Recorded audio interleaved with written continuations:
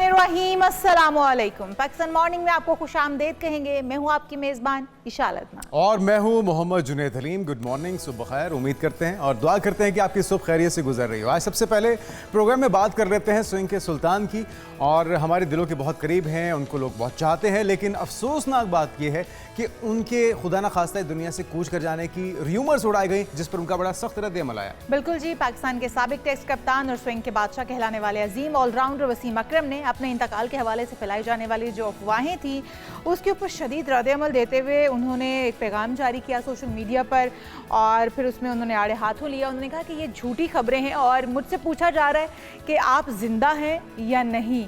तो कितनी तकलीफदेह बात है किसी जिंदा शख्स से ये पूछा जाना मैसेज करके या फिर उसके सोशल मीडिया हैंडल पर जाकर। और ये फिर वसीम अकरम ये कहते हैं कि सस्ती शोहरत हासिल करने के लिए इस तरह की अफवाहें फैलाई जाती हैं, इस तरह के हथकंडे इस्तेमाल किए जाते हैं, और नज़ले ज़ुकाम की कैफियत से दो चार रहे हैं वसीम अकरम। लेकिन उन्होंने अपने चाहने वालों के बहुत से उन्होंने कहा मैं शुक्रगुजार हूँ जो मेरी सेहत के लिए दुआ गो हैं। तो इस तरह की जो अफवाहें हैं वो फैलाने वालों को भी मेरे ख्याल में जिम्मेदारी का मुजाहरा करना चाहिए। आप किसी की भी इस तरह की, आप अगर मोहब्बत में भी कर रहे हैं या शोहरत के लिए भी कर रहे हैं, दोनों सूरतों में गैर जिम्मेदाराना रवैया भी है। और अपने लेजेंड्स को उनको किस तरह से आपने डील करना है, अपनी मोहब्बत का इजहार करना है, ये हमें सीखने की ज़रूरत है। और बड़ा करारा जवाब दिया वसीम अकरम ने। वो दबंग अंदाज में हमेशा ही इस्लाह भी करते हैं, माशरे की, सोसाइटी की बेहतरी के लिए भी किरदार अदा करते हैं।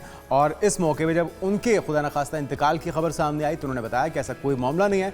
और सोशल मीडिया पर वसीम अकरम के अचानक इंतकाल की अफवाहें जब गर्दिश की तो उनका क्या कहना था, जरा खुद ही उन्हीं की जुबानी सुन लीजिए। पिछले कुछ दिनों से कुछ फेक न्यूज़ वगैरह चल रही है। अगर आप लोगों को आजकल के दौर में फेक न्यूज़ का नहीं पता तो हम 60 साल के बाबे किस उम्र में किस खेत की मूली हैं। और बेस्ट है उन लोगों को, उनको 21 तोपों की सलामी है। सोशल मीडिया में पूछ रहे हैं मुझसे जी आप जिंदा हैं? नहीं यार, मैं मर के वीडियो बना रहे हैं। और जिन्होंने भी ये बनाई हैं ये फेक न्यूज़, फेक वीडियोस, यार यह का तो एक सेकंड में पता लग जाता है। आप लोगों को क्यों नहीं पता लग रहा? इतने डेढ़ होशियार हो आप लोग तो। और जिन्होंने बनाई है उसके लिए बड़ी मेहनत करनी पड़ी। जिस तरह से वो कह रहे हैं कि अब जो फेक खबरें हैं उनका पता तो चल जाता है, अगर हम जैसे साल के बाबों को पता चल जाता है तो जवान जनरेशन को क्यों नहीं पता चल रहा। और ये जो झूठी खबरें फैलाने का वतीरा है ये तो हमारे हमसाए मुल्क, हमारे दुश्मन मुल्क का है, भारत का। तो हम यहाँ पर बैठे हुए क्या कर रहे हैं? हमारा तो शेवर आया है हमेशा से कि मुस्तनद खबर पहुँचानी है। तो जो भी इस तरह के फेक अकाउंट्स चला रहे हैं या फेक खबरें फैला रहे हैं उनको भी खबरदार होने की ज़रूरत है, वरना उनके खिलाफ गवर्नमेंट का सख्त किस्म का एक्शन हो सकता है। एक्ट के ऊपर अमल दरामद हो सकता है। फिर लोग कहते हैं कि जी हमारे ऊपर एक्शन हो गया। तो खुद ही एहतियात कीजिए, जिम्मेदारी का मुजाहरा कीजिए। आगे बढ़ते हैं और बात कर लेते हैं कुछ आज की टॉप 5 स्टोरीज की, जिसमें सबसे पहले तज़किरा होगा जनाब पाकिस्तान का पानी रोकना जंगी इकदाम तस्वुर होगा। और अफवाज पाकिस्तान ने फील्ड मार्शल ने बड़ा वाज़ेह पैगाम दे दिया है। एक बार फिर से पाकिस्तान के जायज़ पानी के हिस्से के लिए तमाम ज़रूरी इकदाम से कतअन गुरेज नहीं किया जाएगा। ये पाक फौज का वाज़ेह ऐलान है। अगर दुश्मन अब भी इस पर कान नहीं धरता तो उनके नुकसान के फिर हम जिम्मेदार नहीं होंगे।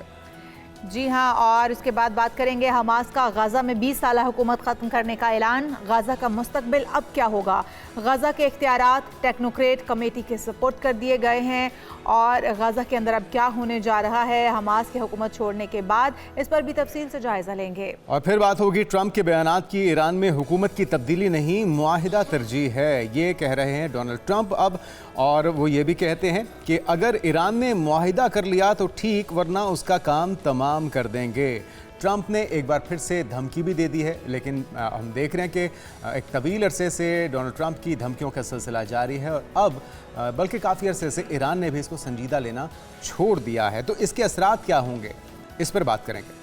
और उसके बाद बात करेंगे स्किन केयर। सोशल मीडिया से मुतासिर होकर बच्चों में बेऐब जल्द पाने का जुनून, कास्मेटोरेक्सिया आखिर है क्या और किस तरह से इससे छुटकारा पाया जा सकता है? आजकल हमारे बड़े बच्चे सभी इससे मुतासिर हैं और कई तरह की स्किन केयर रूटीन शुरू किए हुए हैं। इस पर भी हम तफसील से जायज़ा लेंगे। और आखिर में बात होगी आपकी, मेरी, हम सब की पसंदीदा चॉकलेट का। आलमी दिन आज दुनिया भर में मनाया जा रहा है और तहकीक तो ये कहती है कि आलमी सतह पर सालाना तकरीबन 7 मिलियन टन चॉकलेट खाई जाती है। और क्यों ना खाई जाए, सबको पसंद ही इतनी है। शायद ही दुनिया में कोई ऐसा इंसान हो जिसे चॉकलेट पसंद ना हो। तो चॉकलेट के फ़वाइद क्या क्या हैं, और कितनी मिकदार में ये एक बंदे के लिए मुफीद होती है, उसके बाद इसके नुकसानात हो सकते हैं, इस पर तफसील से बात करेंगे आज के प्रोग्राम के आखिर में। लेकिन आगाज़ कर लेते हैं एक अहम मामला इंडस वाटर ट्रीटी, जिसको यकतरफा तौर पे आलमी कवानीन की धज्जियाँ उड़ाते हुए भारत ने वाक़या पहलगाम का बहाना बनाते हुए रोक तो दिया, लेकिन अब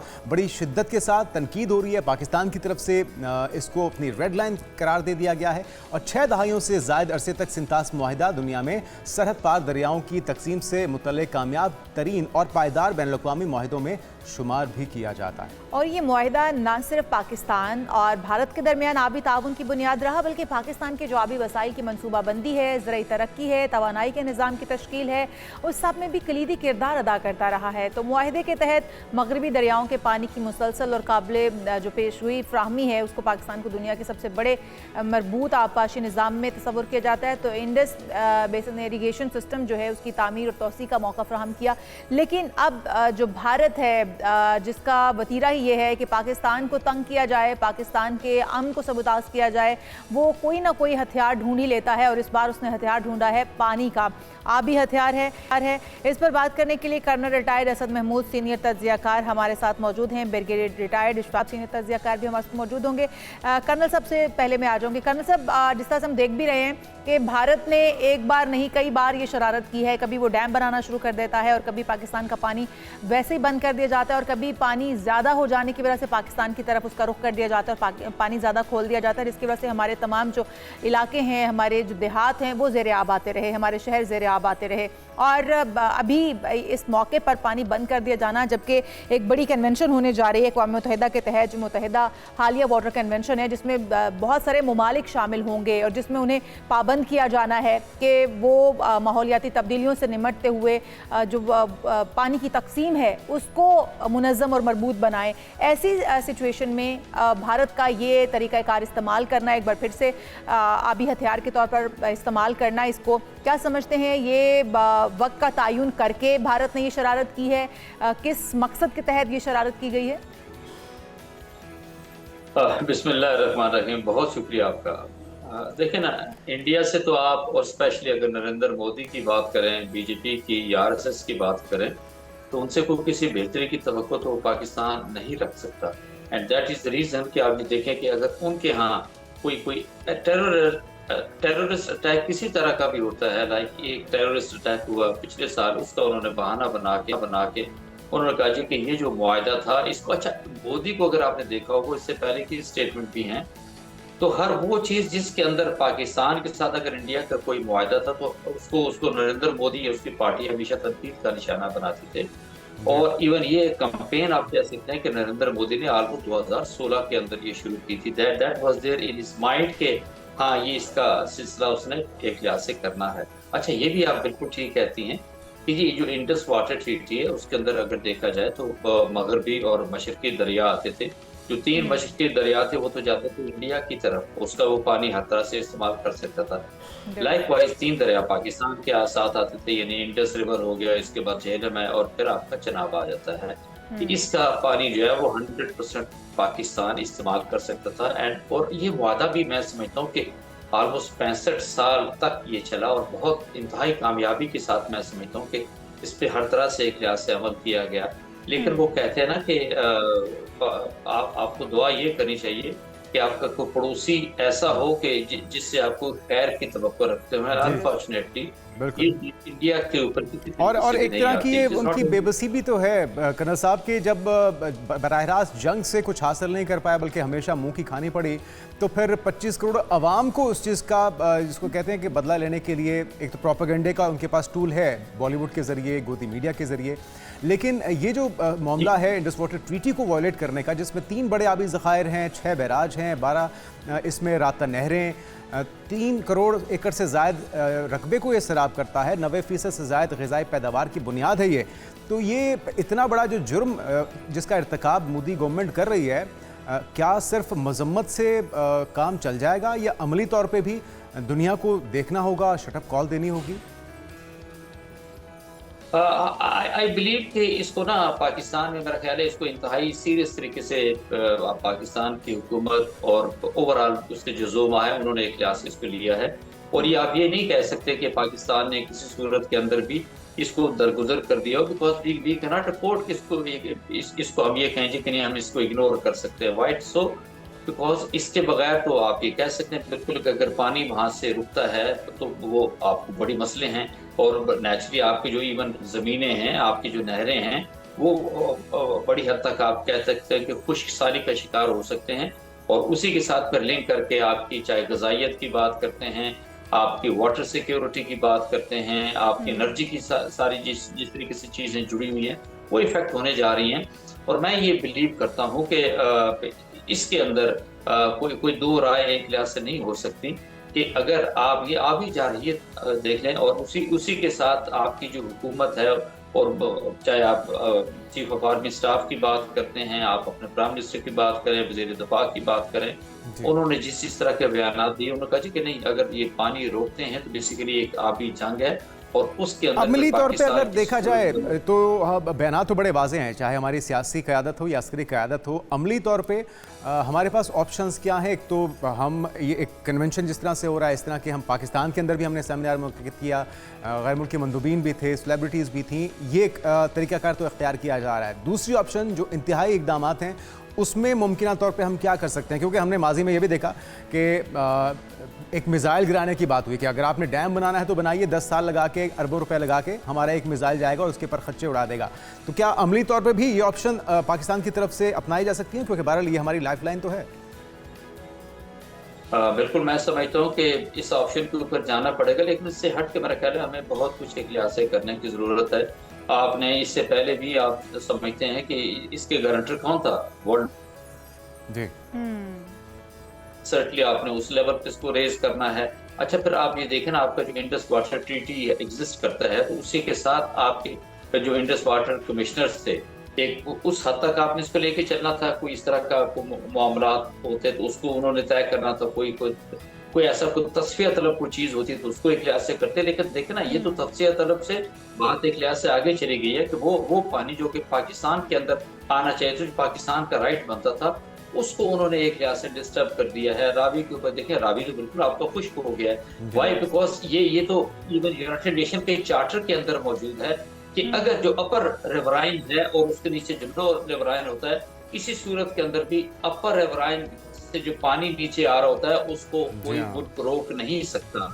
and case it does that, certainly आप इसके अंदर आप यूनाइटेड नेशन को भी इन्वॉल्व कर सकते हैं। अच्छा, एक और चीज़ भी मैं आपसे कहूँगा कि ठीक है, आप स्टेटमेंट तो देने को बहुत सारी स्टेटमेंट एक लिहाज से जा सकती हैं। मेरा ख्याल है कि हमें इसके अंदर आगे बढ़ के अमली इक़दामात एक लिहाज से करने की ज़रूरत है, और इंडिया को और स्पेशली नरेंद्र मोदी को ये बावर कराने की ज़रूरत है कि इस तरह की जो हरकतें हैं ये बिल्कुल अनएक्सेप्टेबल हैं, और किसी सूरत के अंदर भी वो जो पाकिस्तान का पानी उस मुआहदे के तहत आता है, IWT के तहत, उसको वो किसी सूरत रोक नहीं सकता। और इवन फॉर दैट मैटर मैं समझता हूँ कि इंडिया पे जिस तरह का प्रेशर हम डाल सकते हैं, यह हमें खुद पर्सनली डालना चाहिए। अगर उसके अंदर, क्योंकि चाइना भी एक बहुत बड़ा अच्छा कर्नल साहब, हम किस तरह से प्रेशर डाल सकते हैं, जिस प्रेशर की आप बात कर रहे हैं कि हम इंडिविजुअली भी हमें अपने तय कोशिश करनी होगी और हमें प्रेशराइज करना होगा मोदी सरकार को, या उसे बावर कराना होगा कि वो किस तरह का इर्तकाब कर रहा है, जो कि पाकिस्तान की लाइफ लाइन ही नहीं, अब तो रेड लाइन भी बन चुका है। तो किस तरह की आप समझते हैं कि जवाब हमें मोदी को देना होगा, या किस तरह से हमें उसे बावर कराना होगा? और दूसरा, अभी अगर हम थोड़ा सा वेदर की बात कर लें तो इस वक्त एक तो मौसम ऐसा चल रहा है जिसमें बारिशें बहुत ज़्यादा होती हैं, और ये प्री मानसून और मानसून का उसके बाद मौसम है जिसमें पानी आपकी ज़रूरत से ज़्यादा हो जाता है। तो भारत को इस वक्त ये शरारत करने की क्यों सूझी, और पानी इस वक्त बंद करने की वजूहात क्या हैं? इसके पीछे ये सिर्फ एक शरारत तस्वुर किया जाए, या फिर इसको वाकई में किसी प्लानिंग के तहत बंद किया गया है? थोड़ा सा दोनों चीज़ों पर रोशनी डालिएगा। एक तो हमारा तरीक़ाकार क्या हो सकता है, किस तरह से बावर कराया जाए, और दूसरा अभी क्यों बंद किया गया है, इसकी वजूहात क्या हो सकती हैं इस मौसम के अंदर? देखिए, एक तो मैं आपसे अर्ज करूँ कि नरेंद्र मोदी के अगर आप लेते हैं, because he is the one जो कि सारी चीज़ों को इंडिया के अंदर मूव कर रही है, उसकी एक बड़ी टिपिकल शैतानी ट्रैक है जिससे वो काम ले रहा है। तो एक तो ये आप कह सकते हैं कि he is a sick minded criminal. वो किसी सूरत के अंदर भी जो है ना, वो चाहता है कि हाँ हमारे मुल्क स्पेशली को नुकसान पहुंचाए, चाहे वो आप टेररिस्ट एक्ट उनके हैं वो उसके अंदर करता है, या आबी जाहिलियत की आपकी एक लिहाज से बात करें, इंटरनेशनल कोई भी फोरम ऐसा हो जिसके अंदर वो पाकिस्तान के एक लिहाज से मुखालफत करता हुआ एक लिहाज से नजर आता है।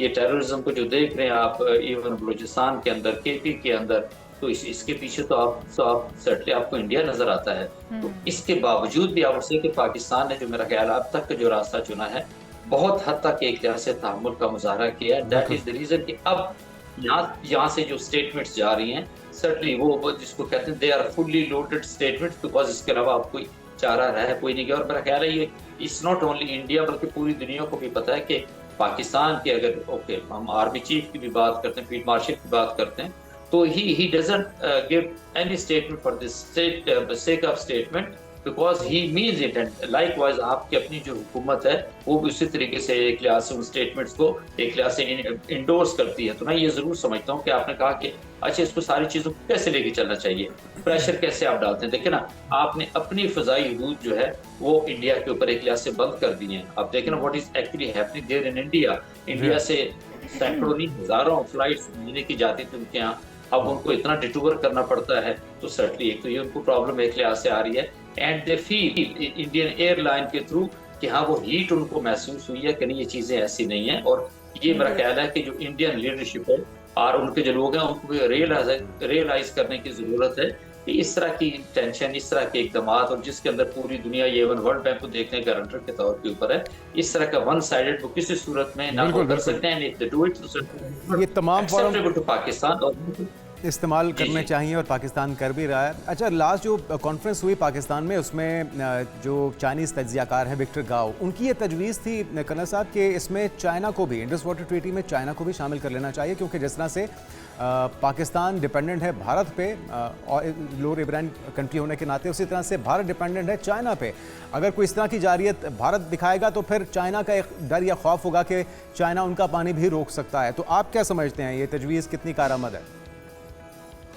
देखिए ना, चाइना और पाकिस्तान की जो फ्रेंडशिप है और उसके बाद जिस तरह की स्ट्रेटेजिक पार्टनरशिप के लिहाज से आप देखते हैं वो ओवरऑल अगर पूरी दुनिया में भी देखें तो मैं कहता इसकी मिसाल बड़ी कम नजर आती है, अदर देन अगर हम बात करें इजराइल और अमेरिका की, उसको छोड़ के।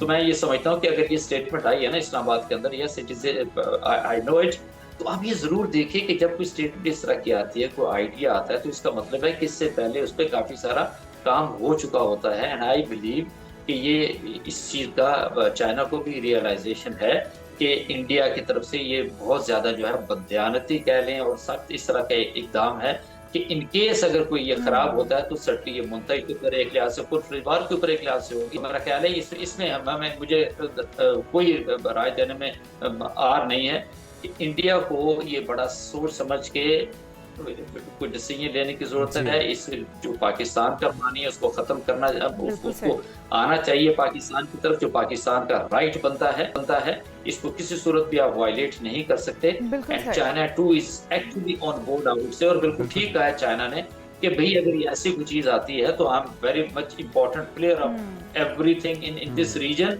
तो उसके अंदर इस आइडेंटिटी के अंदर चाइना को भी उसका हिस्सा बनना चाहिए और certainly Pakistan must have started working on it. And likewise अब मैं ये फील करता हूँ कि जब ये सिचुएशन होती है, अब वही बात आ जाती है ना कि जब अब उसको वो पिंच फील होगा चाइना की तरफ से, वहां पे हम एक लिहाज से उसको ट्विस्ट करते हैं, जो मैंने आपसे कि ये इकदाम करने की जरूरत है। तो certain the things are going to be different, but I would say कि शायद ये इतना ज्यादा अरसे तक अगर इंडिया इसको लेके चलता है तो definitely we are not going to accept it. आपने भी थोड़ी देर पहले मुझसे पूछा कि जी अगर वहां से पानी की जैसे सैलाब की नोयत अभी जैसे ओवरऑल वेदर प्रेडिक्ट लोग कर रहे हैं, तो डेफिनेटली इंडिया तो हर तरह की शरारत एक लिहाज से करता है। किसी सूरत के अंदर पाकिस्तान को भी छोड़े, किसी पड़ोसी मुल्क के साथ ना उसके अच्छे ताल्लुकात हैं, ना वो किसी तरीके से एक अच्छा एक लिहाज से बिल्कुल कोई भी आस पड़ोस में उनके शर से महफूज नहीं है। आपने ठीक कहा, बहुत शुक्रिया। Colonel retired Asad Mahmood senior तज्जियाकार हमारे साथ मौजूद। जो पानी का मामला है ये मोदी सरकार की बेबसी को शो भी करता है, क्योंकि जब उनके पास और कोई हथकंडा नहीं बचा, प्रॉक्सीज को इस्तेमाल करके देख लिया, अफगान तालिबान को, दीगर दहशतगर्दी के तमाम ऑप्शन इस्तेमाल कर लिए, बराह रास्त जंग लड़के भी देख ली, जासूसों को भेज के भी देख लिया। जब बात नहीं बनी, जब दाल नहीं गली, तो फिर अब पानी को हथियार के तौर पे इस्तेमाल कर रहे हैं और उसकी सजा 25 करोड़ आवाम को देने की कोशिश की जा रही है। बिल्कुल, लेकिन इसको हमारी कमजोरी ना समझा जाए कि अगर अभी हम खामोश है, हम जवाब भी देना जानते हैं और बर वक्त जवाब भी देना जानते हैं, और अगर जो मामला पाकिस्तान के साथ किया जा रहा है चाइना ने वही भारत के साथ शुरू कर दिया, तो फिर भारत को नाको चने चबवाए जाएंगे और फिर दिन में जो है ना वो तारे भी नजर आएंगे। तो इसलिए बाज रहना चाहिए मोदी हुकूमत को। हम यहाँ पर एक ब्रेक शामिल करते हैं, आप कहीं मत जाएगा, दीगर हम इश्यूज होंगे इस ब्रेक के बाद हमारे साथ। प्रोग्राम में एक बार फिर से आपको खुशामदीद कहते हैं नाजरीन। और अभी आपको बताएं कि अमरीकी सदर डोनाल्ड ट्रंप ने कहा है कि ईरान में हुकूमत की तब्दीली नहीं बल्कि मुआहिदा उनकी तरजीह है। पहले वो कहते थे कि रजीम चेंज करना उनकी तरजीह है, फिर उन्होंने कहा कि आपनाए हुर्मुज़ को खुलवाना उनकी तरजीह है, और अब वो कहते हैं कि मुआहिदा उनकी तरजीह है।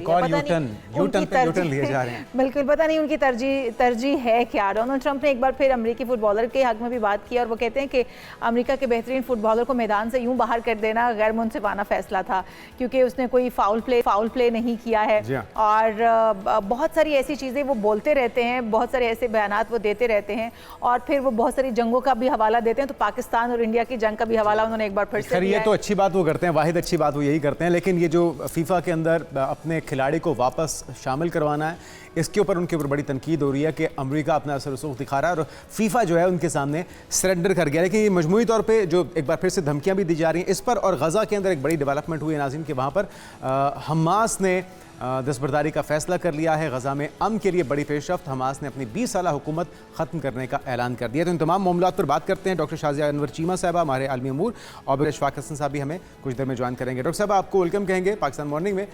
ये जो डोनाल्ड ट्रंप के बयानात हैं, हमेशा से हम देखते हैं कि गैर रिवायती अंदाज में वो बयानात देते हैं और काफ़ी बार अमल को उनके बयानात ने मुतासर भी किया है। अब वो कह रहे हैं कि जी अगर ईरान ने मुआहिदा कर लिया तो ठीक, वरना उनका काम तमाम कर देंगे। साथ में उन्होंने जो हैरत का इजहार किया, जो वीकेंड पे आखिरी रसूमात सुप्रीम लीडर की आयतुल्लाह खामनाई की चल रही थी, वो कहते कि मैं बड़ा हैरान हूँ कि लोग उनसे इतनी मोहब्बत करते हैं, मैं उस पर हमला कर सकता था लेकिन मैंने ऐसा नहीं किया क्योंकि फिर हम मुज़ाकरात किससे करते। तो इन बयानात को किस नज़र से देखती हैं आप?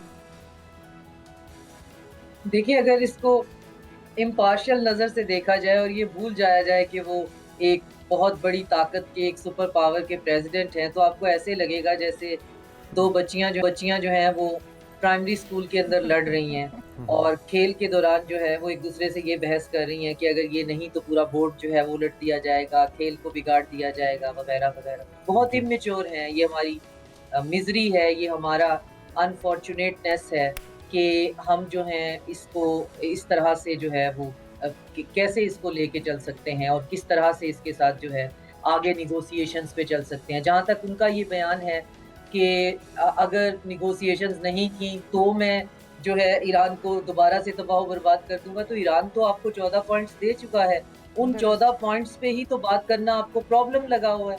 आपको यही नहीं समझ आ रहा कि उनमें से पहले पे बात की जाए, दूसरे पे की जाए, या कोई पैरेलल जो है वो एक नई कॉन्स्पिरेसी तैयार कर ली जाए। जैसे कि MOU का पहला पॉइंट था कि हिजबुल्लाह जो है और इनखला होगा इजराइल का सदरन लेबनान से, तो आपने एक पैरेलल डील साइन करवा दी इजराइल और लेबनान की कि जी हिजबुल्लाह अगर डिसाम होगा तो इजराइली का इनखला होगा। साथ में आप सीरिया के अल-शरा अल-जुलानी को की फरमाइश कर रहे हैं, मैक्रोन आज सीरिया में ही हैं कि आप जाइए और हिजबुल्लाह से लड़िए। तो आप तो वहाँ पे सिविल वॉर एक तरफ शुरू कराना चाह रहे हैं, साथ में आप एक बोर्ड ऑफ पीस जो है वो भी लेके चले हुए हैं। ऑफ कोर्स हम किसी ना किसी तरह से गजा और फलस्तीनियों के साथ जुड़े रहना चाहते हैं, ये जानते हुए भी कि चीज़ें जो हैं उनको हम बहुत अच्छी तरह से फिल्टर कर सकते हैं, लेकिन बहरहाल पेरिफेरी में रहना भी मसले का हल नहीं है। तो हमने उसका हिस्सा बनने की भी कोशिश की, हम उसका हिस्सा है भी सही। तो ये सारी बातें जो हैं, ये फ्रस्ट्रेशन है, ये बेचारगी और हेल्पलेसनेस है। नेतन्याहू का इलेक्शन सर पे है, वो अब ट्रंप से एक मीटिंग जो है वो मांग रहा है। अगर उसको वो रिक्वेस्ट ग्रांट कर दी जाती है तो वो अपनी डोमेस्टिक पॉपुलेशन के लिए कुछ ना कुछ लेके जाना चाहेगा। कुछ ना कुछ लेके जाने के लिए फिर वो क्या है उसके पास विक्ट्री, वो तो एक ही बात अपने हिब्रू मीडिया पे कर रहा है कि मैं ग्रेटर इजराइल बनाऊंगा, और उसके अपोनेंट्स कह रहे हैं कि जब से ये आया है इजराइल का इमेज तबाह बर्बाद हो गया। तो ये सारी चीज़ों तो ऑलरेडी इतनी कॉम्प्लेक्स होती हैं, और उस पे ट्रंप का जो बयान है वो इतना स्टूपिड और इतना बिजार होता है कि आपको फिर ये नहीं समझ में आता कि खेज होता है कि आपको समझ नहीं आती इसको सच माना जाए या मजाक के तौर पर लिया जाए।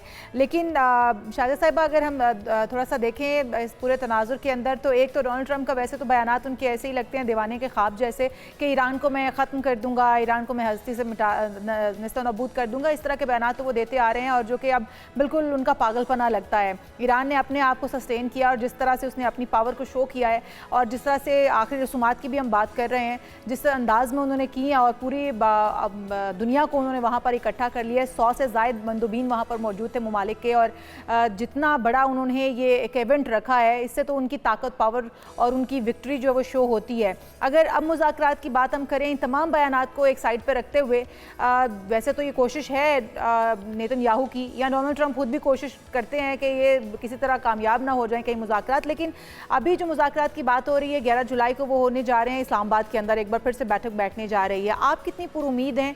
अगर इन बयानात को कुछ देर के लिए हम भूल जाएं तो क्या मुज़ाकरात की जो शराइत हैं, जो ईरान की जानिब से आप बता रही हैं 14 निकाती 15 निकाती एजेंडा दे दिया गया है, उस पर अमल दरामद होता हुआ आपको नज़र आ रहा है? और उनकी शराइत पर, ईरान की शराइत पर आपको मुआहिदा होता हुआ नज़र आ रहा है कोई? MOU बनाया ही इसलिए गया था, उसका रेटोरिक इसीलिए इतना एम्बिगुअस रखा गया था कि शराइत तो सारी ईरान की ही हैं, और अमेरिका ने उस पर साइन भी किए। ट्रंप ने वर्साई पैलेस में वहाँ पे दिखाया भी अपने दस्तखत करके उस MOU के ऊपर। तो मफाहमती यादाश्त पे दस्तखत का मकसद ही ये था कि आगे चलकर इसको किसी डील की शक्ल देनी है, और इन तमाम जुज़ियात जो हैं इस पर हमने एक के बाद एक जो है वो उस पर बात करनी है और मसले का कोई हतमी हल ढूंढना है। लेकिन मसले का हतमी हल ढूंढने के साथ साथ आप मिडल ईस्ट में लेबनान के अंदर भी प्रॉब्लम को सिविल वॉर की तरफ लेके जाना चाह रहे हैं। सेंटकॉम, अमेरिकन सेंटकॉम ने कॉन्फ्रेंस कराई है, 16-17 ममालिक जो हैं गल्फ के और इवन इजिप्ट और उसके अंदर जो है वो लेबनान और जॉर्डन भी शायद शामिल थे। उनको बुलाकर ये कहा है कि आप अगर हमारा साथ दें तो हम by force state of Hormuz खुलवा लेते हैं। ओमान पे बहुत शदीद प्रेशराइज उसको कर रहे हैं कि तुम इस स्टेट ऑफ हुर्मुज़ का जो एक ऑपरेशनल मैकेनिज्म है उसमें ईरान का हिस्सा ना बनो। तो ये चीज़ें पैरेलल चल रही हैं और अमेरिका के बिहाफ पे चल रही हैं, और इसका मतलब है अमेरिका के अंदर अभी भी ऐसी आवाज़ें, ऐसी ताकतें मार्को रूबियो की मदईयत में मौजूद हैं जो कि इस MOU पे काम नहीं करना चाहती हैं। दूसरी तरफ JD वैंस जो हैं वो इस MOU को थोड़ा सा आगे लेके चलना चाहते हैं। अब हम आते हैं MOU की तरफ। MOU के अंदर अगर ये सबसे पहले पॉइंट पे बात करते हैं, क्योंकि ईरानी कहते हैं जी हम पॉइंट बाय पॉइंट बात करेंगे, तो फिर इजराइल लेबनान से निकलता हुआ तो दिखाई नहीं देता, क्योंकि उसको मशरूत कर दिया है हिजबुल्लाह के डिसाम होने से। जो फ्रोजन एसेट्स हैं उसको पाकिस्तान ने और रीजनल कंट्रीज ने मिलकर कहा कि जी थर्ड पार्टी इन्वॉल्व कर लेते हैं, ट्रंप की भी फेस कीपिंग रह जाएगी, जी मैंने तो एक पैसा नहीं दिया। जो सैंक्शंस हैं उनको हटाने के लिए मरहलावार कर लेते हैं। फिलहाल ईरान की हालत बेहतर करने के लिए हम ग्राउंड कॉरिडोर्स खोलते हैं चाइना की तरफ से और हमारी तरफ से। बात करने का मकसद ये है कि मुझे पाकिस्तान को बहुत, मेरी इंफॉर्मेशन ये है कि पाकिस्तान बहुत पुरुमीद है कि यहाँ पे 11 को मुज़ाकरात की मेज़ जो है वो सज जाएगी। वो कहीं भी सज जाए, हमें इससे फ़र्क नहीं पड़ता, लेकिन बात ये है कि वो क्या बात होगी और क्या वहाँ से दोबारा से जेरेड कुशनर और विटकॉफ आ जाएंगे, क्योंकि वो जहाँ जाते हैं अपनी प्रॉपर्टी डीलिंग की दुकान भी साथ लगा लेते हैं। और ये मैं अज़राए तफन्नुस की बाकायदा इसकी हकायक और सबूत मौजूद हैं कि वो जहाँ जाते हैं वहाँ साइड बिजनेस और डील्स भी शुरू कर देते हैं। तो वो तो सीरियस कैरेक्टर हैं ही नहीं। तो उस सूरत में तो फिर बराह रास्त डॉक्टर साहब मुज़ाकरात भी शायद ना हो पाएँ फिर तो उसी तरह से जिस तरह से दोहा में लास्ट टाइम हुआ है कि पैगाम रसानी होगी और उसमें कोई खातिर खा नतीजा भी नहीं निकल पाएगा अगर यही दो शख्सियात फिर से आएँ। और दोहा में भी यही हुआ है कि पहले दिन तो ईरानी पहुंचे ही नहीं, फिर पाकिस्तान के इंसिस्ट करने पे दूसरे दिन उनका कोई थर्ड ईयर के एक ग्रुप पहुंचा और वो भी उनके बराह रास्त मुज़ाकरात नहीं हुए। बराह रास्त हो कैसे सकते हैं जब आप पड़ोस में बैठकर स्टेट ऑफ हुर्मुज़ पे कब्जा करने के लिए आपने रीजन के कंट्रीज इकट्ठे किए हुए हैं। ओमान के ऊपर आप कह रहे हैं आपको हम बम्बार्ड कर देंगे, तो इधर आप मुज़ाकरात करना चाह रहे हैं। तो ये मुज़ाकरात के लिए या तो पाकिस्तान और of course with the banking of China और रीजनल पावर्स ने कोई नया फ्रेमवर्क बनाया है और उस फ्रेमवर्क पे इसकी जो क्लॉजेज हैं इनको आगे पीछे करके कोई बात करने की बात हो रही है। क्योंकि अभी किसी किस्म की कोई इंफॉर्मेशन लीक नहीं है, तो ये नहीं पता चल रहा है कि बात होनी है तो किस चीज पे होनी है। न्यूक्लियर पे तो बात नहीं होनी है, क्योंकि न्यूक्लियर पे तो ईरान ने कहा है कि सब कुछ हल हो जाएगा, तो हम उसकी तरफ आएंगे अगर हम ज़्यादा हुआ। बिल्कुल सही कह रही हैं आप। लेकिन अभी थोड़ी सी डेवलपमेंट अगर देखा जाए गज़ा के अंदर 20 साला हुकूमत का खात्मा और बेदखल होने का दस्तबरदारी का फैसला कर लिया है। टेक्नोक्रेट्स आएंगे अब, जो इस तरह का मॉडल अब गज़ा के अंदर हम देख रहे हैं, हमास का वहाँ से हट जाना और टेक्नोक्रेट कमेटी के सपोर्ट किया जाना। हमास की इमरजेंसी कमेटी के सरबराह मोहम्मद अल-फरा ने भी इस्तीफ़ा दे दिया है। एक तो ये इसके नतायज आप क्या देख रही हैं, क्या इससे पॉजिटिव कोई तब्दीली रुनुमा होगी? और अगर इसी तरह से हिजबुल्लाह भी बेदखल हो जाती है या ईरान अपना हाथ खींच लेता है, कम से कम अमन की ख्वाहिश के लिए ही, किसी और अंदाज में वो बेशक सरगर्म नहीं क्योंकि वो हुकूमत का हिस्सा भी है, तो आपको लगता है कि मुस्तकिल और देरपा अमन मुमकिन हो पाएगा तमाम खत्ते के अंदर, चाहे वो लेबनान हो या फ़लस्तीन हो? ये बहुत डेंजरस और बहुत वेस्टर्न लाइन है जो हम टो कर रहे हैं। हमारी पूरी रिटॉरिक जो है, देखें वेस्ट कितना पावरफुल है उसका मीडिया।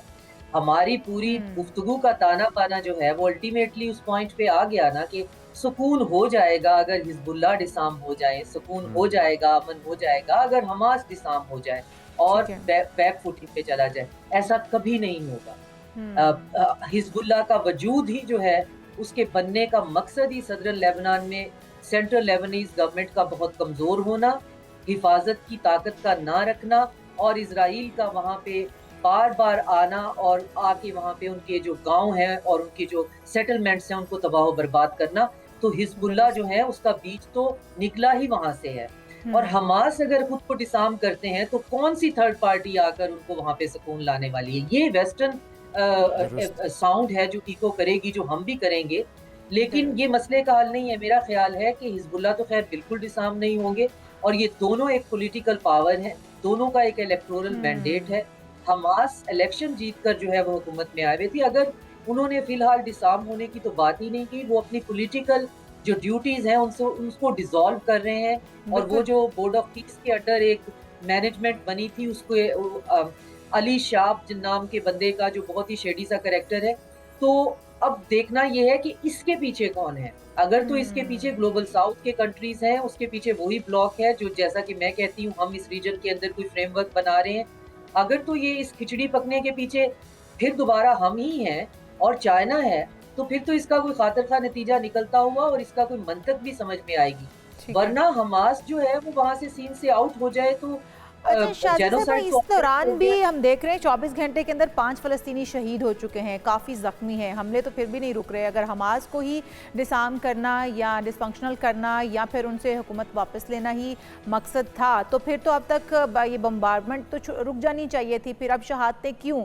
तो अगर हमास साइड पे हो जाता है तो उसके बाद गाज़ा के अवाम का मुस्तकबिल क्या है? फिर उसके बाद उन्हें कौन किससे क्या बचाएगा? यही वो बड़ा सवाल है जो कि गजा के लोगों को भी कोई नहीं बता रहा है। उनको मशवरे सब दे रहे हैं कि आप ये करिए तो वहाँ पे अमन हो जाएगा, वो करिए तो अमन हो जाएगा, लेकिन कोई बाहर से जाकर तो आज तक किसी ने उनकी बाय फोर्स हेल्प नहीं की है कि जाकर उनके लिए आवाज़ उठाई जाए या उन पे होने वाले हमलों के दरमियान खड़ा हो जाए। वहाँ पे लाशों के ढेर हैं, अभी तक जो है मलबे के नीचे हैं, कोई किसी को क्लोजर नहीं मिल रहा, लोग अभी तक लाशें जो हैं वो ढूंढते फिर रहे हैं। भूख और प्यास का ये आलम है कि कहत की कैफियत है। ये वेस्टर्न मीडिया उस पर बात ना करे क्योंकि जेनोसाइड स्लो बर्नर पे चला गया है।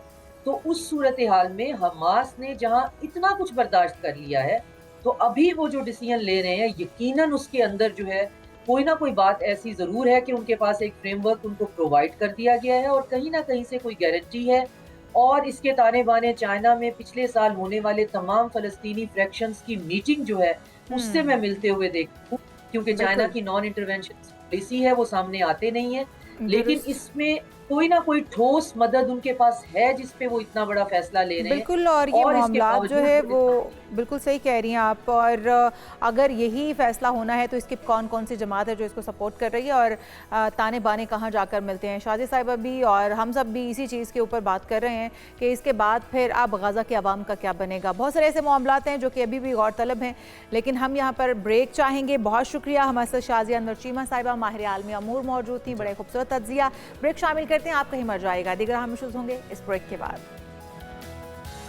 Welcome back. आज निशान हैदर से सरफराज अजीम कौमी हीरो हवलदार लालिक जान शहीद का यौम शहादत है, जो कि अकीदत और एहतराम के साथ मनाया जा रहा है मुल्क भर में। हवलदार लालिक जान शहीद ने 1999 की कारगिल जंग के दौरान दुश्मन के खिलाफ गैर मामूली जुर्रत, बहादुरी और फर्ज शनासी का मुजाहरा करते हुए मादरे वतन के दिफा में अपनी जान का नजराना पेश किया था।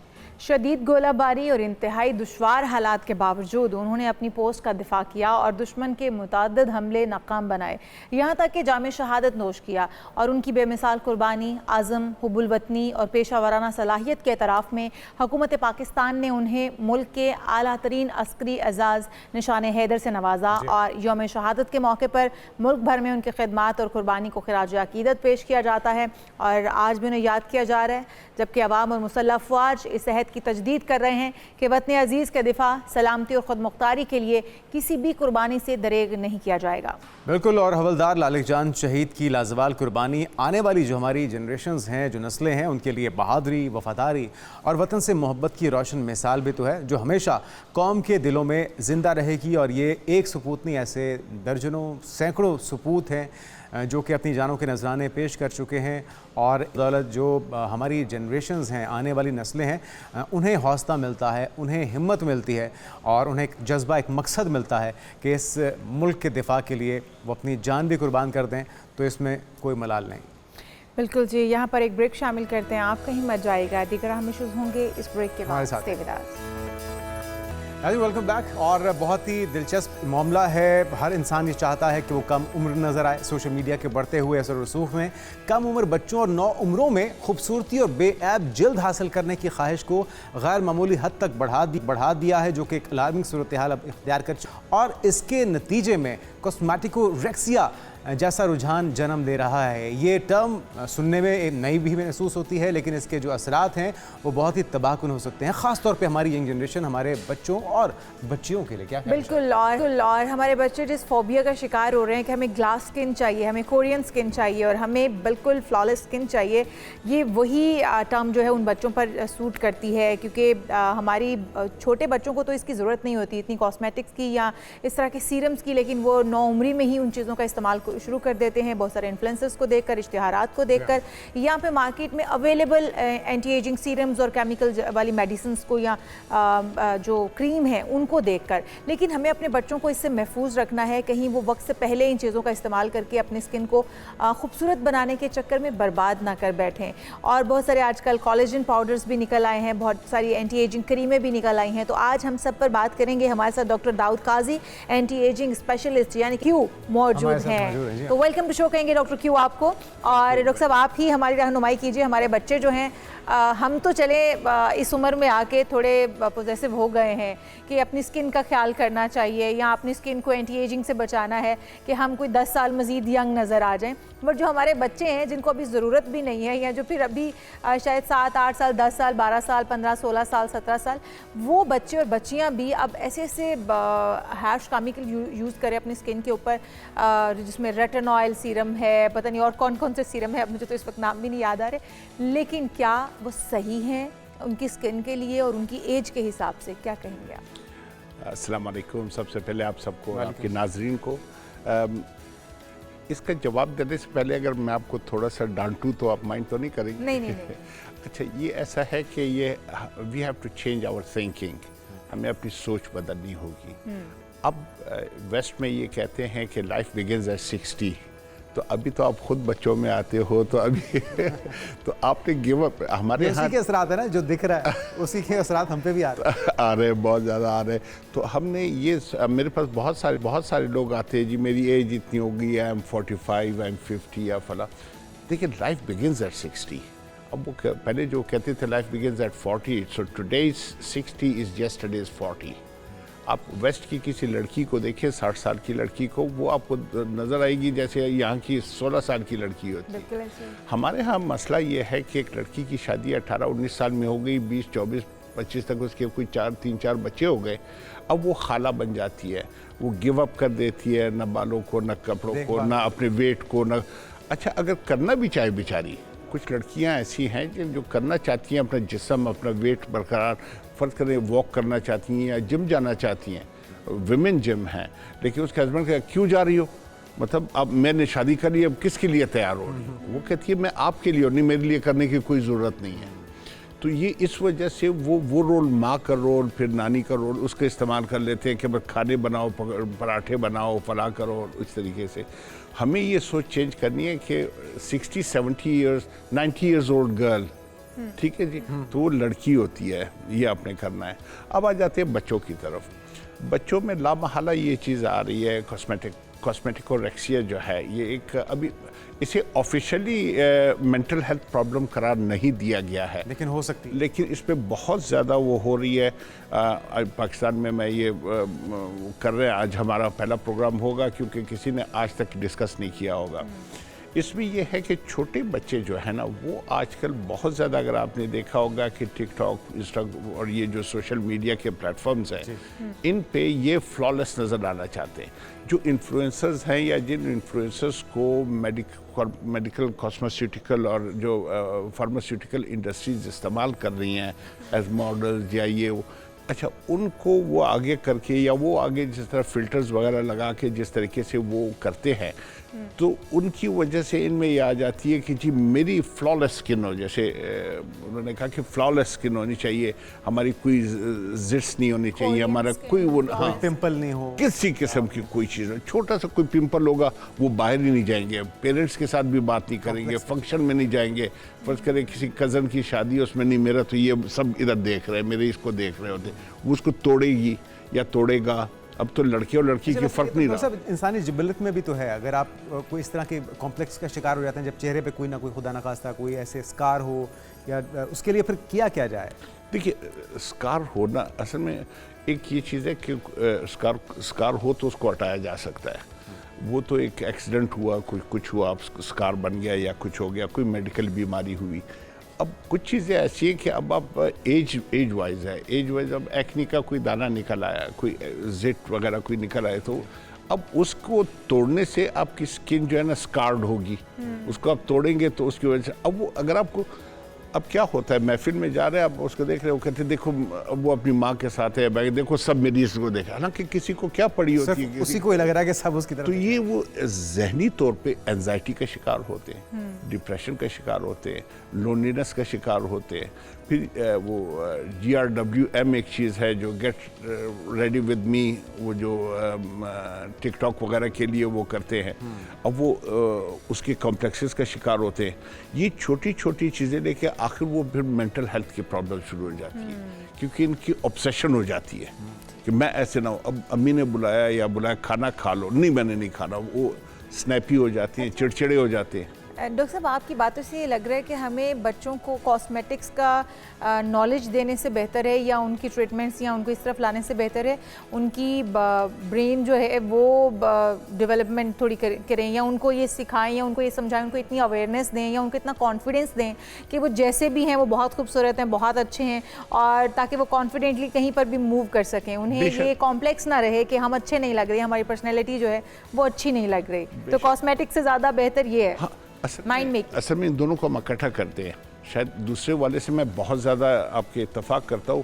पहले वाले हम कहते हैं कि कॉस्मेटिक, हमको पहले वाले की चाहिए कि उसको और ज़्यादा एजुकेशन दें, अवेयरनेस दें कि जनाब ये क्या चीज़ें हैं, ये कब इस्तेमाल हो सकती हैं, इसमें क्या क्या वो है। अगर अब मुझे मौका दिया जाए तो मैं कहूँ कि जी कोलेजन आपको किस वक्त क्यों इस्तेमाल करनी चाहिए, अगर ये नॉलेज उसको दी जाए, अगर उसको कहा जाए कि जी अब आपको कोलेजन, मेरे पास बच्चे आते हैं जी, 15 साल का बच्चा आया मेरे पास, उसने कहा कि मुझे कहते हैं कि अंकल मुझे बताएं, फैमिली फ्रेंड्स के थ्रू आए थे, तो उन्होंने कहा कि जी मुझे बताएं कि मैं ये एंटी एजिंग के लिए, मेरा कोलेजन मेरे फेस के लिए मैं क्या करूं। अब उसको अगर एजुकेशन दी जाए कि कोलेजन है क्या, किस तरह बनता है, किस उम्र में कम होता है, किस उम्र में फिर आपको ज़रूरत पड़ती है, तो ज़्यादा बेहतर है। किस उम्र में वैसे ज़रूरत पड़ती ये पड़ती है जवानी में ही ज़रूरत पड़ती है। जवानी से मतलब ये है कि जब 30, 40, 50 से ऊपर हो जाए तो उस वक्त, बचपन में नहीं, जो 50, 45 से, अच्छा 50, 45 को कह रहे हैं बचपन है, जवानी में पड़ती है आफ्टर 60, तो 40 के बाद जवानी शुरू होती है, मतलब वो लड़कपन है, उसके बाद 60 के बाद जवानी शुरू होती है। ठीक है जी, ठीक है। तो अभी तो आप बच्चे हैं जुनैद।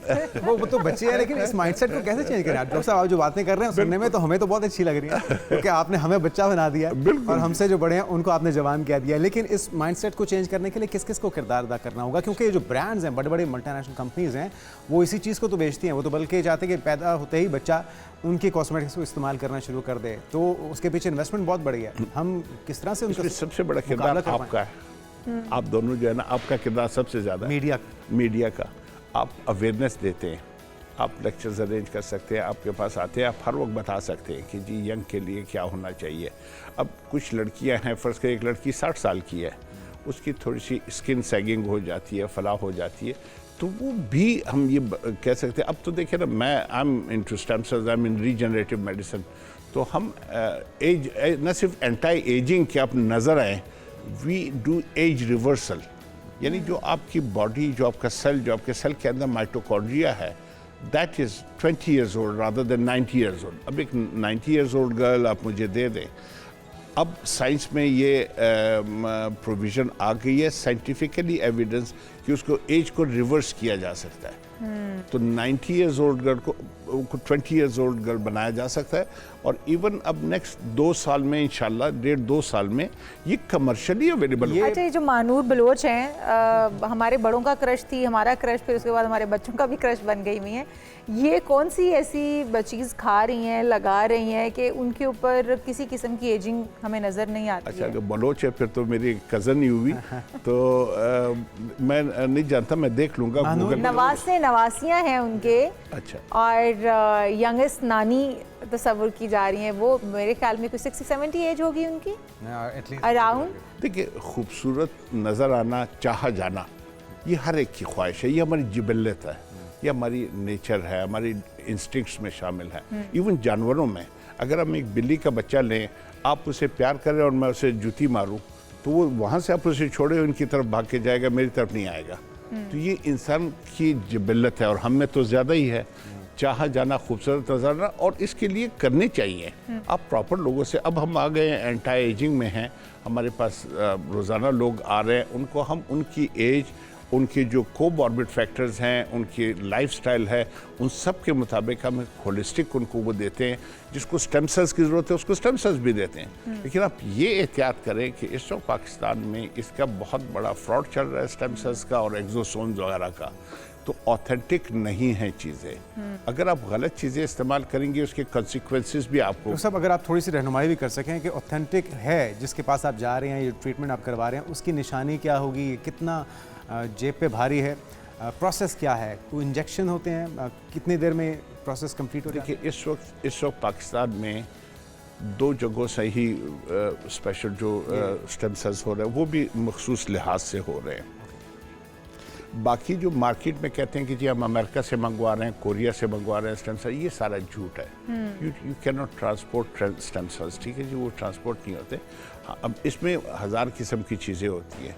हम ये करते, पहली बात तो ये कि जो अम्बिलिकल कॉर्ड से ली जाती है, अम्बिलिकल कॉर्ड जो बच्चे की कॉर्ड होती है, जो माँ के साथ अटैच होती है, खुराक जिससे लेते हैं, उसमें स्टेम सेल्स, सारे स्टेम सेल्स होते हैं, उससे लेके हम बनाए जाते हैं, मुख्तलिफ टाइप्स के होते हैं। उसमें हम जब लैब में बनाते हैं उसको IPSCs कहते हैं, इंड्यूस्ड प्लूरिपोटेंट सेल्स। तो अब फ़र्ज़ करें किसी के आपकी नानी, दादी या दादा की घुटना ख़राब है, तो हम उसमें घुटने में डाल देते हैं। तो एक पूरा प्रोसेस है, उसके लिए स्पेशलाइज्ड लैब्स हैं, जो कि अभी तक अप्रूव्ड लैब पाकिस्तान में बहुत, मतलब या तो 1-2 जगह मैं नाम नहीं ले सकता हूँ, उन 2 जगहों में अप्रूव्ड लैब्स है, लेकिन वो भी ये काम नहीं करते कि स्टेम सेल्स सप्लाई करें। लाहौर में एक इदारा है जिससे हम स्टेम सेल्स प्रोवाइड करते हैं। पूरी अगर 2-3 डॉक्टर्स कर रहे हैं, उनको उस इदारे से बाकायदा ऑथेंटिक मिलती हैं, ठीक है जी। बाकी जिसके पास भी आप जाएंगे, आप इंटरनेट पे आपको बहुत ज़्यादा लोग मिलेंगे, बिल्कुल गुमराह करने वाले लोग ज़्यादा हैं, बल्कि ऑथेंटिसिटी कम है। अच्छा डॉक्टर क्यों, अगर हम थोड़ा सा एज वाइज बात कर लें, कितने टाइम से ये लगवाए जा सकते हैं एक्सोसोम, एक्सोवैक्स, या जो आप स्टेम सेल्स की बात कर रहे हैं, किस एज से आपके लिए वो सूटेबल हो जाते हैं और उसके बाद फिर आप लगवा सकते हैं? इसका थोड़ा सा रोल ज़्यादा कर लेते हैं हम, इसको बजाय पिन पॉइंट करने के हम इसको थोड़ा सा ब्रॉडर विजन। ठीक है। ये होते क्या है, ये किसी भी जो स्टेम सेल्स होते हैं, इसके 2 फंक्शंस होते हैं। ठीक है। एक ये है, ये जब भी जाते हैं, कोई भी डिजीज्ड, डैमेज्ड और डाइंग सेल हो, दे गो एंड रिप्लेस देम। एक तो रिप्लेस करते हैं, दूसरा फिर वहाँ बैठ के रेप्लिकेशन शुरू कर देते हैं, 2 से 4, 4 से 8, 8 ग्रोथ करते हैं। अब फ़र्ज़ कर लें, तो अब हम इसको लेते हैं मुख्तलिफ चीज़ों में। आप सिर्फ बात कर रही हैं कि लुक्स की बात कर रही हैं या एंटी एजिंग की बात कर रही हैं। इस पे आपको तो जो भी अगर फर्स्ट कर स्किन के प्रॉब्लम्स हैं उसमें अब किडनी की प्रॉब्लम्स हैं, किडनी की प्रॉब्लम्स तो उसमें किसी वक्त भी हो सकती है, किसी भी बॉडी पार्ट में। आजकल ज़्यादातर जो हमने लोगों ने दवाइयाँ वगैरह इतनी दी हैं, कीमो की, होम्योपैथ्स वगैरह की, इतनी हर पाकिस्तान में ये 3-4 मसले बहुत ज़्यादा हैं। एक हर दूसरे बंदे की किडनी फेलियर में जा रहा है, आप देखें कितने ज़्यादा डायलिसिस सेंटर्स वगैरह खुल गए। दूसरे अगर आप देखें कि सबके लिवर, जिसको देखो हेपेटाइटिस हुआ है, जिसको देखो लिवर के फंक्शंस डिरेंज्ड हैं। थर्ड है हार्ट अटैक्स हो रहे हैं मुख्तलिफ लोगों अच्छा, के, इन सबके लिए कारआमद है। बहुत ज़्यादा नौजवानों को, यंग लड़के लड़कियों को हो रहा है।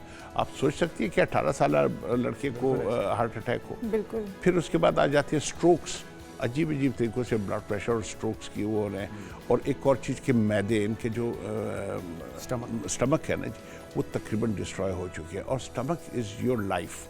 अच्छा, अगर कोई ऑर्गन आपका, जिससे आप भी कह रहे हैं डिसफंक्शन हो गया है या फिर वो उस तरह से परफॉर्म नहीं कर पा रहा, तो उसमें स्टेम सेल्स अपना किरदार अदा करेंगे और उसको रीजनरेट करेंगे या दोबारा से बहाल कर देंगे। अब ये है कि फ़र्ज़ कर ले कि अब डायबिटीज़ है दुनिया में, तो ये कहते हैं, मैं अभी वैसे आ रहा हूँ, वो तो ये कहते हैं कि ये जी क्रॉनिक है, प्रोग्रेसिव है और नॉन रिवर्सिबल है।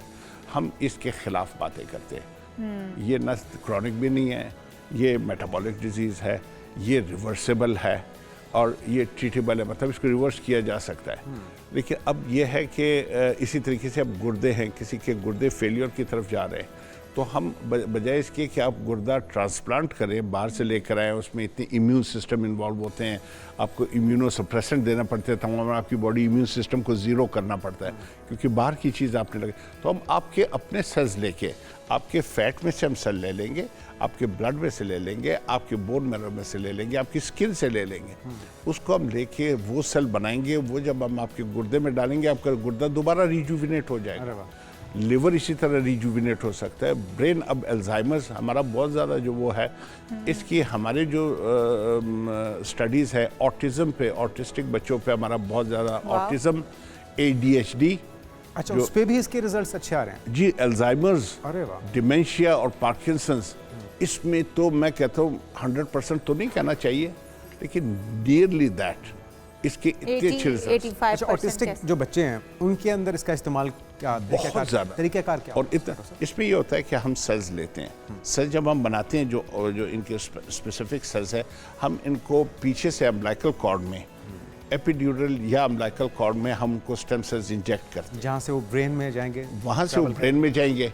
ब्रेन में जहाँ जहाँ पे डिजीज, डैमेज या सेल होगा, उसको रिप्लेस करेंगे। ये बहुत ऐसे बच्चे जो मारते थे, पीटते थे, सर मारते थे, उनको बांधा हुआ था, उनको एक ट्रीटमेंट से वो बिल्कुल नॉर्मलाइज हो गए माशाल्लाह। तो अभी हम 1-2 प्रोजेक्ट्स कर रहे हैं, मैं इसीलिए पाकिस्तान आया हूँ, बल्कि यहाँ हम मिलेंगे। यहाँ पे ऑटिस्टिक बच्चों का एक स्कूल भी खोला हुआ है। हमारी कोशिश होगी कि उसको हम अपनी सर्विसेज प्रोवाइड करें इंशाल्लाह। बहुत ज़बरदस्त काम हो रहा है। तो साथ में लगे हाथों जो मर्दों का उमूमी मसला है बालों का, उसके लिए भी तो ये कारआमद है डॉक्टर साहब। देखिए जी, हेयर रीग्रोथ के लिए औरतों के तो जो आप लोग हैं ना, मैं तो हुकूक का बहुत बड़ा लंबरदार हूँ, ठीक है। जो आप लोग हैं ना मर्द हजरात, इन्होंने औरतों को डिमोनाइज किया हुआ है। जो इनके अभी जो मेरे पास मर्दों की अगर मैं परसेंटेज बताऊँ तो औरतों के इक्वलेंट है। अच्छा, जो मेरे पास आते हैं, रुझान और वो बहुत ज़्यादा है। आप यकीन मानिए कि पाकिस्तान में तो बहुत ही ज़्यादा है। हालांकि मर्दों के अगर देखे जाए, पहले हमारे ज़माने में जब होते थे, सिर्फ 2 मसले होते थे, या हेयर का होता था या उनके जो मर्दाना कमज़ोरी या जो डॉक्टर क्यों बहुत ही दिलचस्प बातें हो रही हैं, बहुत ही मालूमाती ये गुफ्तगू है, इसको सुनिएगा क्योंकि ये रेवोल्यूशन है, इनकलाब है सेहत के मैदान में भी। सिर्फ इसका ताल्लुक खूबसूरती के साथ नहीं है जिसको हम उम्मीद तौर पर समझते हैं, बिल्कुल, बल्कि आपके ओवरऑल हेल्थ के साथ भी, आपके वो ऑर्गन्स जो कि आप कहीं ना कहीं से लेते हैं और अपने अंदर आप दोबारा से फिट करवाते हैं, आप उसकी ज़रूरत भी नहीं रहेगी, बल्कि आपके अपने ऑर्गन्स दोबारा से फंक्शनल हो जाएंगे और अच्छे से परफॉर्म कर पाएंगे। तो जी डॉक्टर क्यू जी अपनी बात में, तो इस पे ये है कि हम ये बात कर रहे थे कि ये जो मर्द हजरात है ना, इन्होंने डिमोनाइज किया हुआ है लड़कियों को, लेकिन अब मर्द भी अल्हम्दुलिल्लाह वो भी कॉन्शियस हो गए, जिसमें बल्कि ओवर कॉन्शियस हो गए। और बच्चे हम जिससे हम कह रहे हैं कि बीमारियां फैल रही हैं, वो इस वजह से कि ओवर कॉन्शियस हो गए। तो वरना तो ये होता था कि मर्दों का ज़्यादा से ज़्यादा उनको अपनी खूबसूरती से नहीं होता, बालों का ही ज़्यादा मसला होता है। मर्द यही कहते हैं कि जी हमारे बाल हो, या ये होता है कि उनकी और personality और बालों स्लिम स्मार्ट होते हैं, पेट निकला होता है, वो खाने ढाबे वगैरह बहुत खाते हैं हम लोग। तो और दूसरा जो बड़ी वो है, मैंने एक 2015 पाकिस्तान आया था तो मैंने एक प्रोग्राम किया था फिर काफ़ी मशहूर हुआ था। मैं कहा जी ये मर्दों के जो है ना दो ही प्रॉब्लम हैं, दो ही कमज़ोरियाँ हैं, एक औरत इनकी कमज़ोरी है और दूसरी मर्दाना। ये आपने ठीक कहा, क्योंकि ये दोनों चीज़ें यहाँ पे बेची भी बहुत जाती हैं। और मैं उसका स्पेशलिस्ट हूँ, ठीक है जी। मेन सेक्सुअल हेल्थ उसमें भी आप एक्सोविक्स और ये एक्सोसोम जी लगा स्टेम सेल्स, बल्कि इसके तो हम 200% मनी बैक गारंटी के साथ करते हैं। वाह, माशाल्लाह कि इसमें बड़े अच्छे रिजल्ट्स हैं उसके, नो डाउट। तो इसमें कोई भी ऑर्गन हो, फर्ज करें डायबिटीज़ रिवर्सल है। अब दुनिया में प्रूवन है कि डायबिटीज़ को, इवन टाइप 2 टाइप 1 को भी 3 साल हो गए, ये तजर्बा कामयाब हो गया है। चाइना ने किया कि उन्होंने ये जो रेक्टस मसल है ना जी, रेक्टस शीट के अंदर रेक्टस मसल जिसमें बक्स बनते हैं ना, ठीक है। इस मसल्स में उन्होंने स्टेम सेल रखे, फिर 3 साल उसको कम्प्लीटली उन्होंने ऑब्जर्व किया। जो मर्जी खाए पिए उनकी इंसुलिन की स्पाइक नहीं हुई, अरे वाह, यानी उनकी शुगर लेवल जो था ना वो मेंटेन लेवल था, रहा। स्पाइक्स नहीं दी उसने। तो अब ये तो पब्लिश हो चुका है टाइप 2 में। तो वैसे ही आपको पता है कि बहुत आसानी से अभी मैं प्रोग्राम, टीवी प्रोग्राम्स करूंगा, उसमें 2 चीज़ों के करेंगे इंशाल्लाह। मैं एक पूरा मेरा होलिस्टिक वो है कि मैं हो सकता है या पॉडकास्ट पे करूं या किसी टीवी प्रोग्राम चैनल के साथ, अच्छे चैनल के साथ, उसमें मैं ये करूं कि हम एक पूरा प्लान दें। मेरे साथ 3 दिन जो लोग देख रहे होंगे सामीन, वो सारे हमारे साथ करेंगे।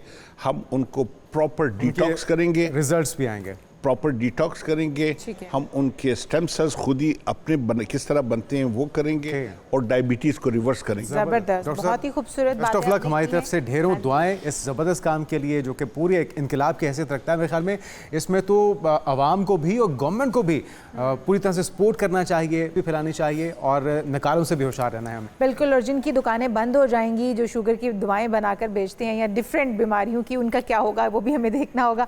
बहरहाल जी, बहुत शुक्रिया Thank you doctor so much, Dawood Qazi sahab हमारे साथ मौजूद थे, डॉक्टर क्यू। और हम यहाँ पर एक ब्रेक शामिल करते हैं, आप कहीं मर जाएगा। दीगर हम इश्यूज होंगे इस ब्रेक के बाद। हमारे साथ। Stay with us। प्रोग्राम में एक बार फिर से आपको खुश आमदेद कहते हैं नाजरीन। आज दुनिया भर में चॉकलेट से मोहब्बत करने वाले अफराद आलमी यौम चॉकलेट मना रहे हैं। वैसे तो ये वैलेंटाइन डे को भी चॉकलेट डे ही कहा जाता है, क्योंकि उस दिन भी मोहब्बत करने वाले चॉकलेट्स ही दे रहे होते हैं, लेकिन आज स्पेशली चॉकलेट डे है, तो जो इस मकबूल तरीन मीठी ग़िज़ा की तारीख, जायके और ग़िज़ाई अहमियत को उजागर करने का मौका फ़राहम करता है। लेकिन ज़रूरत से ज़्यादा चॉकलेट खा लेना भी ठीक नहीं है। जो माहिरीन हैं, आलमी अंदाजे हैं, वो ये बताते हैं कि हर साल तकरीबन 70 लाख टन चॉकलेट इस्तेमाल की जाती और है। इसमें मेरे ख्याल में बच्चों के साथ बड़े भी शामिल हैं बिल्कुल। इस क्राइम में, और उन्हें भी आप बरीउल ज़िम्मा नहीं कह सकते। लेकिन ये चीज़ ही ऐसी है, शायद वाहिद चीज़ है, या इसके साथ आप आइसक्रीम को ऐड कर सकते हैं जिसको खाने से खुशी का एहसास भी होता है। तो इसके पीछे क्या राज पोशीदा है, कितनी चॉकलेट एक शख्स के लिए फ़ायदेमंद हो सकती है, उसके बाद उसका नुकसान हो सकता है, इस तमाम पहलुओं पर बात करते हैं। हमारे साथ ईशल साकिब, माहिर ग़िज़ाइयत, मौजूद हैं। ईशल, आपको वेलकम कहेंगे। बहुत ही मज़ेदार और टेस्टी टॉपिक के साथ हमने किया है। चॉकलेट सबसे ज़्यादा इस्तेमाल भी होती है, इसकी कंजम्पशन भी होती है, लेकिन हम ये सुनते आए हैं कि डार्क चॉकलेट के ज़्यादा फ़वाइद हैं, या फिर ज़्यादा चॉकलेट खाने से उसके नुकसान भी होते हैं। तो आप बताइए, कौन सी चॉकलेट कितनी मिकदार में खाई जाए तो फ़ायदा है, और उससे ज़्यादा इसका इस्तेमाल हो तो फिर नुकसानदेह हो जाएगी? अच्छा, अगर बात की जाए हेल्थ बेनिफिट्स की, तो डार्क चॉकलेट जो है वो फॉरमोस्ट प्रायोरिटी पे होनी चाहिए सबके लिए। डार्क चॉकलेट जो है उस पर बहुत ज़्यादा हेल्थ बेनिफिट्स हैं। तो चॉकलेट के ऑब्वियसली डिफरेंट फॉर्म्स हैं, डिफरेंट परसेंटेजेस हैं, जिसमें शुगर का कंटेंट होता है, मिल्क का कंटेंट होता है, वो डिफाइन कर रहा होता है कि वो कितनी हेल्दी होगी। तो जो डार्क चॉकलेट होती है उसमें एटलीस्ट 70% काकाओ का जो कंटेंट होता है वो होता है। तो उसमें ये है कि हेल्थ बेनिफिट्स बहुत बढ़ जाते हैं। मिल्क चॉकलेट जनरली हमें सेरोटोनिन रश तो दे रही होती है, हमें बहुत हैप्पी कर रही होती है, मीठी होती है, एज अ डिज़र्ट हम इंजॉय करते हैं, लेकिन जो हेल्थ बेनिफिट्स हैं वो बेसिकली डार्क चॉकलेट के हैं। तो उसमें बड़े मल्टीपल हेल्थ बेनिफिट्स हैं, जिसमें एक सबसे पहला तो ये है कि ये हमारी मेमोरी को बड़ा इन्हांस कर रहा होता है, हमें इंस्टेंट एनर्जी दे रहा होता है। जो एथलीट्स होते हैं या जो लोग बहुत फिजिकल एक्सर्शन करते हैं, उन्हें इंस्टेंट जो है एनर्जी प्रोवाइड करता है। उसके अलावा ये कोलेस्ट्रॉल को कम कर रहा होता है, तो हमारी बॉडी में जितने भी ऑब्वियसली बहुत सारे लोग हैं जिनके कोलेस्ट्रॉल लेवल्स बहुत हाई हो जाते हैं बिकॉज़ हमारी डाइट्स इतनी डेंस हैं, स्पेशली पाकिस्तानी फूड्स इस तरह के हैं, जिनमें बहुत ज़्यादा डेंस कैलोरीज़ होती हैं, ऑयल और फैट बहुत ज़्यादा होता है। तो जो डार्क चॉकलेट होती है वो कोलेस्ट्रॉल लेवल्स को कम करती है, जब हम ऑप्टिमम रेंज में लें। उसके अलावा हमारे मूड को बड़ा अच्छा कर रहा होता है। एक कांस्टेंट जो है वो सेरोटोनिन रश दे रहा होता है, तो दैट इज़ वेरी गुड उस पर्पस के लिए भी। ठीक है। अच्छा ईशल, जिस तरह से आपने डार्क चॉकलेट की बात की, एक तो मिल्की चॉकलेट आती है, एक वाइट चॉकलेट भी आती है, तो वाइट चॉकलेट भी क्या सही है खाना, और वाइट चॉकलेट कैसे बनती है? क्योंकि तस्वुर में अगर हम सोचें या देखें तो या तो डार्क चॉकलेट है या फिर उसके अंदर मिल्क ऐड करके मिल्की चॉकलेट जो मिल्क के साथ बनती है, फिर दूसरी एक वाइट चॉकलेट भी है, उसके बारे में क्या कहेंगी? अच्छा, व्हाइट चॉकलेट अगर बात की जाए तो हेल्थ बेनिफिट्स के अकॉर्डिंगली वो इतनी ज़्यादा इम्पोर्टेंट नहीं है बिकॉज़ उसके अंदर शुगर का और मिल्क का कंटेंट बहुत ज़्यादा है। उसमें सिर्फ 30%, वो भी 30% हमें इंडस्ट्रीज़ में एक दी जाती है गाइडलाइंस, जिसमें एफडीए की तरफ से दे दी गई कि चॉकलेट बनेगी तो उसमें 30% कोकोआ का कंटेंट होना चाहिए।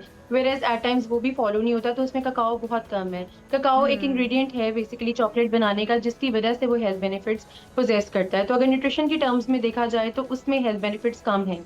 और वो आपको सिर्फ फ्लेवर दे रहा होता है, लेकिन वो मिल्क और शुगर से ज़्यादा होता है। अगर आप हेल्थ बेनिफिट्स को देखना चाहें और उसके अकॉर्डिंगली खाना चाहें तो डार्क चॉकलेट इज़ रिकमेंडेड।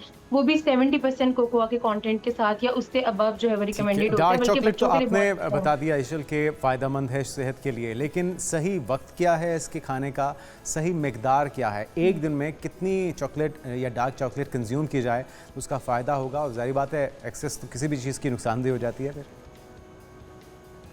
अच्छा, 20 to 30% जो है वो रिकमेंडेड होती है किसी भी एडल्ट के लिए। बच्चों के लिए भी यही रेंज रिकमेंडेड है। अब वो ग्राम्स जो है वो हम उसको मेजर इस तरह कर सकते हैं जैसे कि 2 से 3 जो क्यूब्स होते हैं, मिनी क्यूब्स जो होते हैं 2 से 3 वो रिकमेंडेड होते हैं, वो खा सकते हैं। अगेन वो डिपेंड करता है पर्सन टू पर्सन, उसकी कितनी रिक्वायरमेंट्स हैं वो उसके अकॉर्डिंगली वेरी भी कर सकता है। लेकिन जो सेफ रेंज होती है वो 2 से 3 ब्लॉक्स आप खा सकते हैं, उससे ज़्यादा नहीं डेली बेसिस बिकॉज़ ये कैलोरी डेंस होता है। तो अगर आप डार्क चॉकलेट भी अगर बहुत ज़्यादा खा रहे हैं तो वो भी आपकी बॉडी में प्रॉब्लम्स कर सकता है बिकॉज़ उसमें कैलोरीज़ बहुत ज़्यादा हैं। ठीक है। अच्छा ईशल, आपने फ़वाइद बहुत ज़्यादा बताए हैं डार्क चॉकलेट के और चॉकलेट कितनी कंज्यूम करनी चाहिए, बट आपने नुकसानात नहीं बताए हैं। अगर वो भी बता दें, क्योंकि जो बहुत ज़्यादा चॉकलेट शौकीन हैं बच्चे या बड़े, बूढ़े भी बहुत सारे ऐसे हैं जो चॉकलेट नहीं जिनसे छुड़वाई जा सकती। चॉकलेट केक में भी इस्तेमाल हो रही है, कॉफ़ी में भी इस्तेमाल हो रही है, चॉकलेट वैसे भी खाई जाती है चॉकलेट बार्स के तौर पर। तो चॉकलेट के नुकसानात भी बता दें, अगर आपने एक्सेसिव मकदार ले ली है तो उसके बाद क्या होगा? अगर आप बहुत एक्सेसिवली खाते हैं, यानी कि कुछ लोग तो इस तरह के होते हैं ना कि जैसा मैंने ब्लॉक्स बताया, तो बहुत सारे लोगों को कॉन्ट्रडिक्शन होगी कि ये ब्लॉक्स जो सिंपल स्मॉल ब्लॉक्स होते हैं वो तो हम लोग तो एक पूरी बार खाते हैं एट वंस जनरली लोग।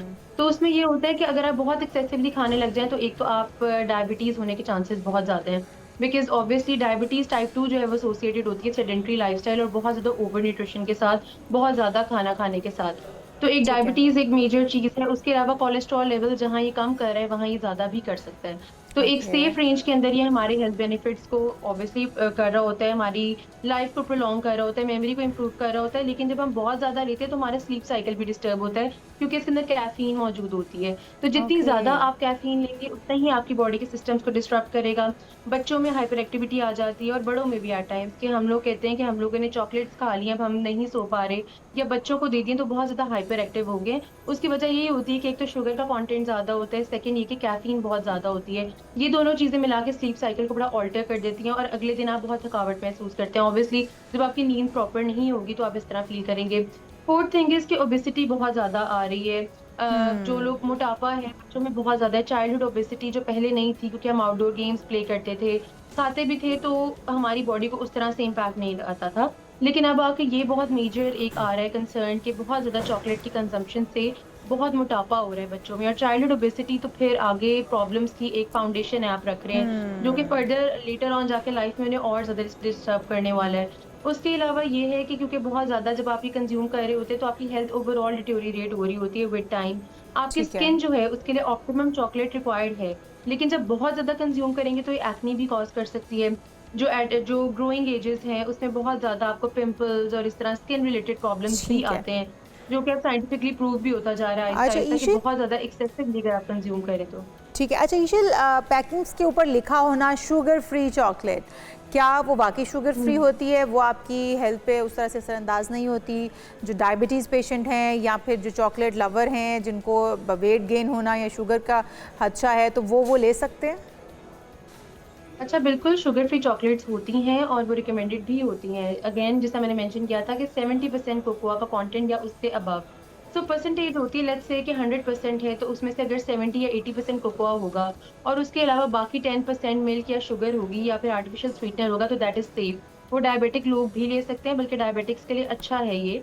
Generally dark chocolate is very good for them. और उसके ठीक है। अलावा जो लोग फोकस नहीं कर पाते, मेमोरी का इशू होता है, या आप देखें जब एल्डर एज में हम जाते हैं तो हम बहुत सारी चीज़ें भूलने लग जाते हैं, हमें नहीं याद रहता, या कुछ बच्चे होते हैं जिनके बारे में हम कहते हैं कि हार्ड वर्किंग बहुत हैं लेकिन इंटेलिजेंट नहीं है। इस तरह के बच्चों को भी ये कंज़्यूम करवानी चाहिए। और शुगर वाक़ई इस तरह होता है कि जो लेबल्स पे मेंशन्ड होता है, वो they are obligated, they are bound कि वही उसके अंदर कंटेंट हो, क्योंकि वो बिल्कुल अप्रूव्ड सही। होता है थ्रू आउट, तो ही कंटेंट होती है उसके अंदर। बिल्कुल सही। बहुत शुक्रिया ईशिल साकिब, आप हमारे साथ मौजूद थी, माहिर ग़िज़ाइयत। और बड़े ही फ़वाइद जहाँ पर डार्क चॉकलेट के, वहीं पर कुछ नुकसानात भी मौजूद हैं। तो एक्सेसिव मिकदार किसी भी चीज़ की हो, वो आपकी बॉडी के लिए, आपके लिए ठीक नहीं होती है। तो आप क्वांटिटी को देखते हुए अपनी बॉडी के हिसाब से आप कंज्यूम करें। और अगर आप मिल्क चॉकलेट, जो मिक्स चॉकलेट्स आपको मिलती हैं, उनकी बजाय अगर आप डार्क चॉकलेट खाते हैं तो वो आपके लिए फ़ायदेमंद भी जी है। हाँ, तो हमने कोशिश की है कि चॉकलेट के तमाम फ़ज़ाइल पर तफसील से बात हो सके। और वैसे भी ये बच्चों बड़ों सभी की पसंदीदा है, इसलिए हम जब खाने का इसका आगाज़ करते हैं तो हमारी ब्रेक्स फेल हो जाती हैं। तो कोशिश कीजिएगा कि एतदाल के साथ खाएं ताकि इसके फ़वाइद हो नहीं है। सकें। जी हाँ, बिल्कुल जी, यहाँ पर एक ब्रेक शामिल करते हैं, आप कहीं मत जाएगा, दीगर हम इश्यूज होंगे इस ब्रेक के बाद। हमारे साथ। Stay with us.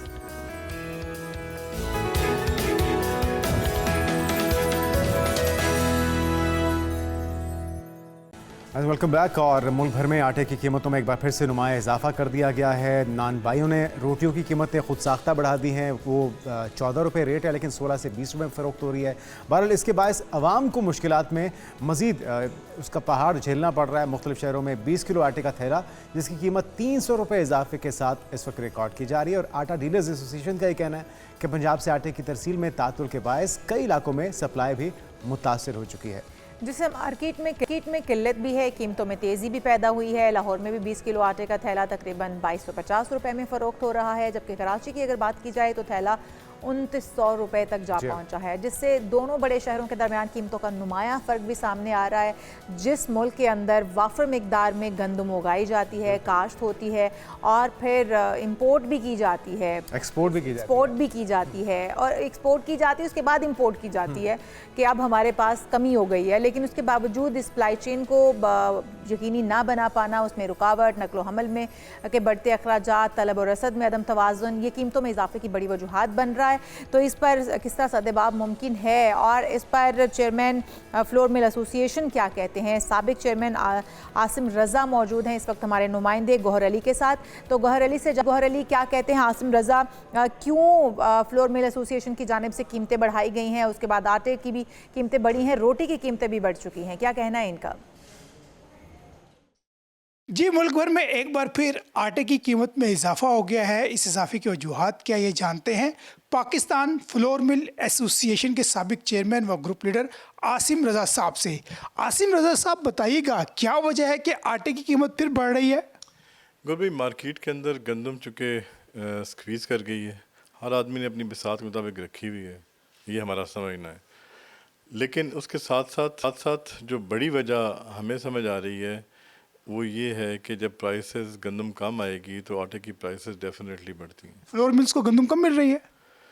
देखिए, रास्ते में गाड़ियाँ अनलोड हो रही हैं, तो एक एक गाड़ी का जो नुकसान है वो जब 3500 रुपया 4200-4300 वाली गंदम का मिलेगा किसी को, तो वो फिर अपने जो उसका लॉस है उसने डेफिनेटली अगली गंदम पे डालना है। तो इस वजह से प्राइसेस हाइप जो है उसकी बढ़ती जा रही है, प्राइस बढ़ती जा रही है हमेशा। अगर यही है सूरत हाल रही तो मज़ीद बढ़ती रहेगी कीमत? देखिए, अगर नाजायज़ ज़बरदस्ती ना करे फील्ड स्टाफ तो फिर तो प्राइसेस रुकेंगी। लेकिन इस टाइम तो सूरत हाल चल रही है, जिस तरह भक्खर, लिया, झंग, यहाँ के DFCs और डिप्टी जो DDs हैं, वो अपनी जो टारगेट्स है उसको अचीव करने के लिए एग्रीगेटर्स की गंदम उनको पकड़ के दे रहे हैं। तो मेरी DG साहब से भी बात हुई। फ्लोर मिल्स की गंदम एग्रीगेटर्स को दी जा रही है? जी, ऐसा ही है। अदरवाइज़ फील्ड में तो 35 रुपये रेट नहीं है। लेकिन अगर ये सिलसिला जारी रहा तो फिर नुकसान होगा, और ये बात हमने डायरेक्टर जनरल साहब के नॉलेज में लेके आए हैं। और मेरी सीएम साहिबा से ख़ास तौर पे रिक्वेस्ट होगी, दरख्वास्त होगी कि वो इस मैटर को देखें और डीजी साहब फिल 4 इस पे एक्शन लें, अदरवाइज़ मिल्स पे गंदम पहुंचना मुश्किल हो जाएगा जी। 15 किलो आटे का थैला इस वक्त कितने में फ़रोख्त हो रहा है? लाहौर में जो प्राइस है वो इस टाइम तकरीबन 1850 इन बिटवीन रिटेल हो रहा है जी। पंजाब के मुख्तलिफ शहरों में 15 किलो आटे की थैले की कीमत इससे भी ज़्यादा है? नहीं, इस तरह है कि जो लाहौर है उसमें चूँकि गंदम का रेट 41 से 4200 के दरमियान चल रहा है, तो ये प्राइस बनती है। लेकिन यहाँ पे 10 किलो और 20 किलो रूटीन रेट जो सरकारी एक चल रहा था हमारा 1100 और 2200 20 किलो का, वो प्राइसेस में वो अवेलेबल है।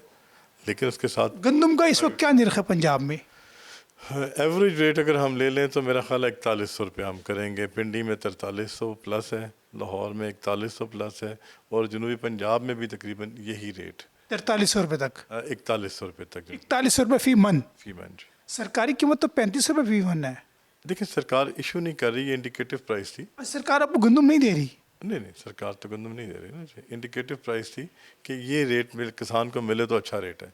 तो इस टाइम पे उससे ऊपर रेट मार्केट में चल रहा, कहीं भी 4000 से कम फील्ड में है। ठीक है, बहुत शुक्रिया गौहर अली, हमें इस हवाले से अपडेट कर रहे थे। साबिक चेयरमैन फ्लोर मिल एसोसिएशन उनके साथ मौजूद थे आसिम रज़ा। और सप्लाई चेन मुतासिर हो रही है क्योंकि किराए बढ़ाए गए हैं, और किराए जब पेट्रोलियम मसनूआत कीमतें बढ़ती हैं, किराए बढ़ाए जाते हैं, और जब वो कम होती हैं तो उन किरायों को नीचे नहीं लाया जाता।